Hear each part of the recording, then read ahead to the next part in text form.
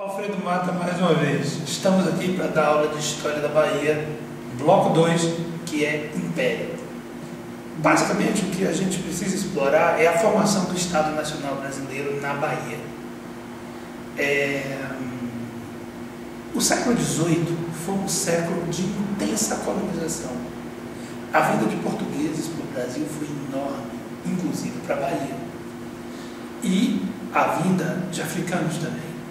De maneira que, em meados do século XVIII, o Brasil já estava relativamente bastante ocupado em seu litoral. Permanecia a colonização do interior e, de fato, ela começou a se fortalecer no século XVIII. É quando o Brasil vai chegar na Amazônia, no Centro-Oeste, em Goiânia, e então, de certa forma, o Brasil que a gente conhece como território é formado.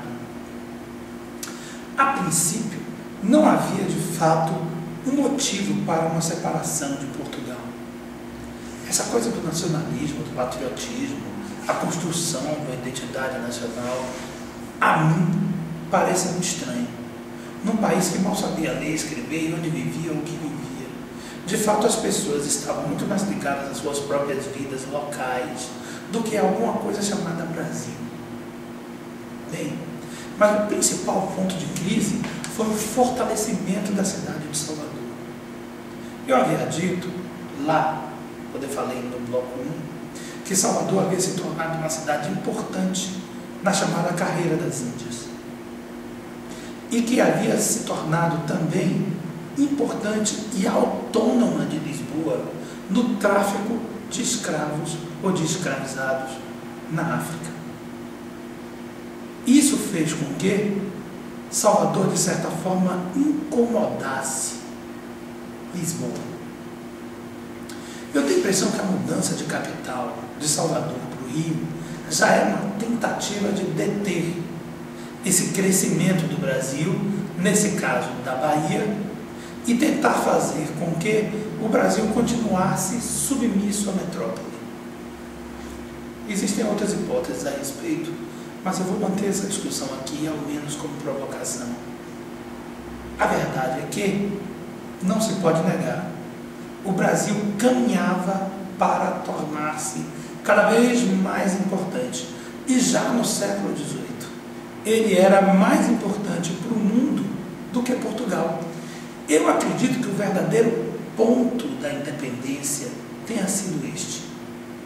E a pressão que Portugal recebeu da França e da Espanha, aliada da França, provocando a fuga da família real para o Brasil, isso tudo nada mais era do que uma manifestação do poder desta colônia, ou ex-colônia, porque afinal de contas Dom João já transformava em Reino Unido de Portugal, Brasil e Algarves, e a tendência era colocar no Rio de Janeiro uma capital para todo este país, que incluía Portugal. A princípio, não havia uma oposição a isso, a não ser de dois setores. Nada me convence, e mais uma vez isso é algo que a gente tem que pôr em discussão, porque outros historiadores não pensam assim, que a Inglaterra não era a principal preocupada em um país europeu ter sua capital na América. Até porque os Estados Unidos já eram independentes e já estavam pressionando os ingleses. Por outro lado, um grupo de portugueses ficou muito preocupado com a possibilidade do Império ter capital no Brasil e a perda de prestígio de Portugal no conjunto do que seria o novo país. Durante o Império, é visível que Salvador vai se modernizando, a Bahia vai se povoando, mas as velhas relações sociais que existiam e eram dominantes na colônia permanecem vivas. Mas a modernização veio chegando, a cidade foi crescendo e tomando forma de bairros que a gente conhece hoje. A ferrovia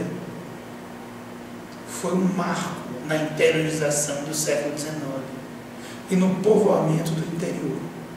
Muitas cidades do interior foram se adensando e se tornando mais civilizadas no sentido de uma sociedade civil a partir da ferrovia. De maneira que no final do Império a gente tem uma Bahia muito mais ocupada. Surgimento do cacau, gado mais espalhado, enfim.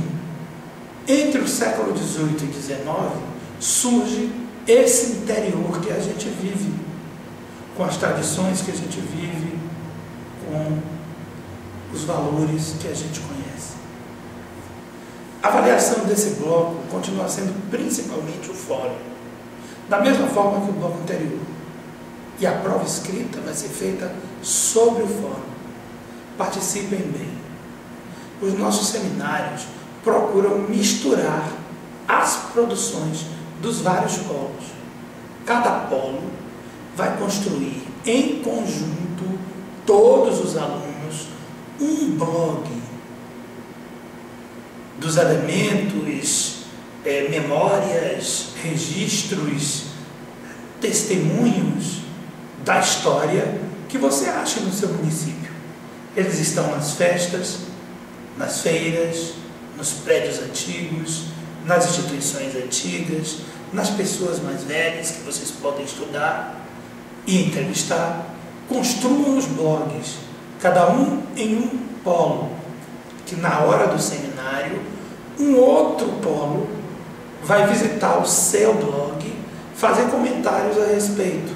E dessa forma a gente vai criar uma dinâmica de estudo em rede da história da Bahia.